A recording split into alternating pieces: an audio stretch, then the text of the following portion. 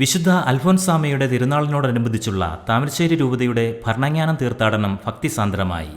Bishop Mar Remigius ഇഞ്ചനാനിയിലിന്റെ ആത്മീയ നേതൃത്വത്തിലായിരുന്നു തീർത്ഥാടനം.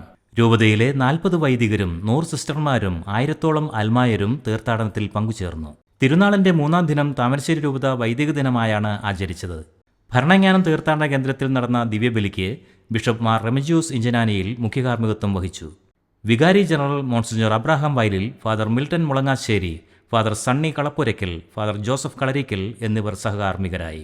തിരുനാൾ സന്ദേശത്തിൽ വിശുദ്ധ അൽഫോൻസാമയുടെ ജീവിതം വിശ്വാസികൾക്ക് നൽകുന്ന പ്രത്യാശയുടെ സന്ദേശം ബിഷപ്പ് മാർ റെമിജിയൂസ് ഇഞ്ചനാനിയിൽ അനുസ്മരിച്ചു. ദൈവത്തോട് അൽഫോൻസാമ ചോദിച്ച കാര്യങ്ങൾക്കൊന്നും ഉത്തരം ലഭിക്കാതിരുന്നിട്ടില്ലെന്ന് ബിഷപ്പ് പറഞ്ഞു. വിഷമഘട്ടങ്ങളെ പ്രത്യാശയോടെ നേരിടാൻ വിശ്വാസികൾക്ക് സാധിക്കണം. ദൈവസ്നേഹത്തിൽ അടിയുറച്ചു നിൽക്കുമ്പോൾ ഏതു പ്രതിസന്ധിയെയും അതിജീവിക്കാൻ നമുക്ക് സാധിക്കും. വിശുദ്ധ അൽഫോൻസാമയുടെ ജീവിതം നമ്മെ പഠിപ്പിക്കുന്ന പ്രധാന സന്ദേശം ഇതാണെന്നും ബിഷപ്പ് കൂട്ടിച്ചേർത്തു.